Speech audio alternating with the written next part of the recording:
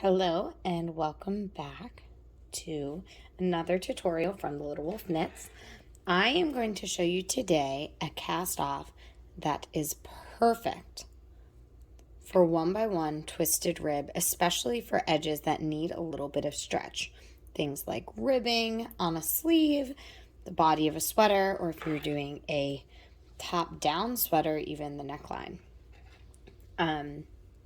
So this tutorial is for a sewn bind off with a modification for a twisted rib. If you've done a sewn bind off before, this will look pretty similar. There's one slight difference in terms of where you're putting your yarn through to make sure that you're twisting the knit stitches so it continues. And you can see I've already done it on the body here, so it continues over the edge as if the twisted knits are continuing. It's a really, really clean edge and still has a great amount of stretch. I really love it, but it doesn't flare out. So we'll be doing this today. I'm finishing up the second sleeve of my twisted t-shirt, and this tutorial is actually made for that pattern because that pattern calls for this modification. This main color here that you can see is Chicago. It is from the Open Road from that collection of mine. And this tonal colorway that you can see for the contrast ribbing is Low Tide.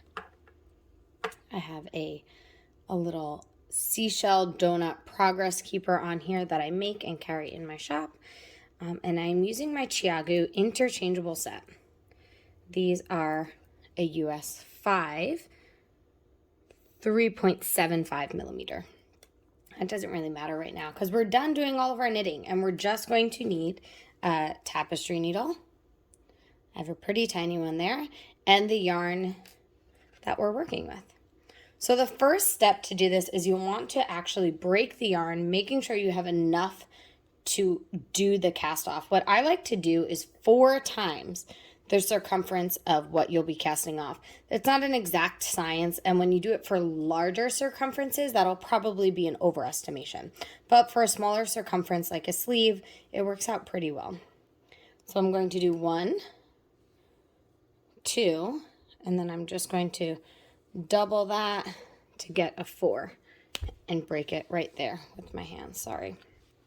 Now I'm going to thread the tapestry needle. And for this pattern, I'm starting with a knit stitch or twisted knit stitch. There are a few ways you could do this. You can work your stitches until you're at a twisted knit stitch. So if your pattern happens to start with a purl, you could work it and you probably wouldn't notice. But you can also just adjust this method and start on the purl stitches. You'll see once we get going what I'm talking about here. But you'll see the first stitch that I have is that twisted knit. So what I'm going to do, I'm going to keep my stitches nice and tight up toward the point of the needle. So what we'll actually be doing here is if you've done a tubular sewn bind off before, you would usually go through a knit stitch like this and pull it off the needle. Because we're doing a twisted rib, we're going to go through the back loop there, like a twisted knit stitch, and pull it through and pull it off the needle as our first stitch.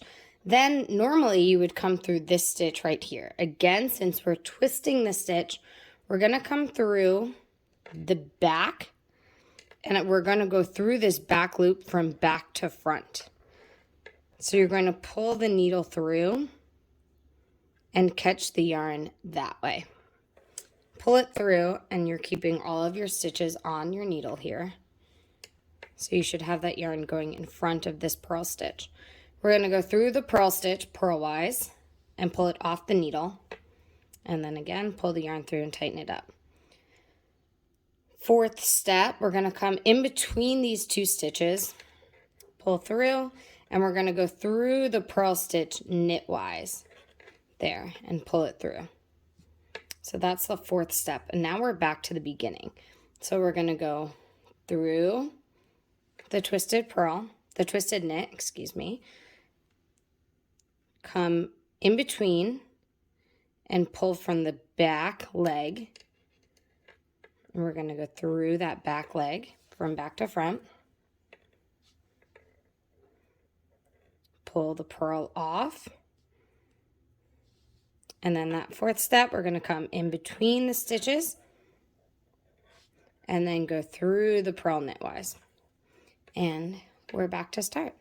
I'm going to go work on this for a little bit and then come back and show you how I close it up.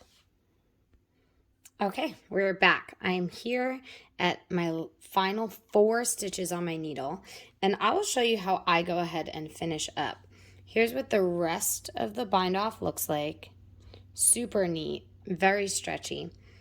And this is something I do, although you certainly don't need to do it. But I've done this with most of my cast off because when you work in the round, you're really working in a spiral. And so you'll notice when you cast off or bind off your final stitch, it actually is a little bit higher. It is a row above the next stitch of the row before, right down here. And so I've done a little bit of adjusting here just to show you what I do, and you're welcome to join me. So I'm here at the beginning of a knit stitch. I need to come through. I need to come through this purl stitch first. So now we're here at the beginning. So I'm going to go through the knit. I'm going to pull through the back loop. I'm going to take the purl off, and I'm going to come around between the stitches and through the purl stitch knitwise. Now I'm on our final 2, so I'm going to take the knit stitch off. Now I don't have any more knit stitches to go through.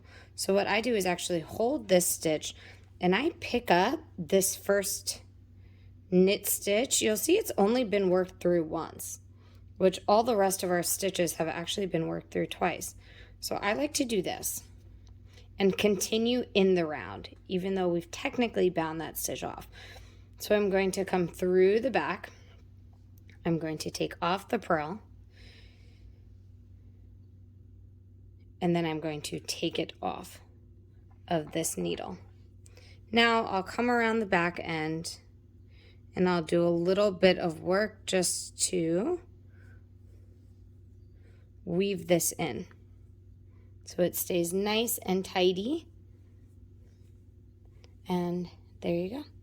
That is how I do my tubular sewn bind off, I should say, for a twisted 1x1 rib. I'll continue, I'll weave that in off camera.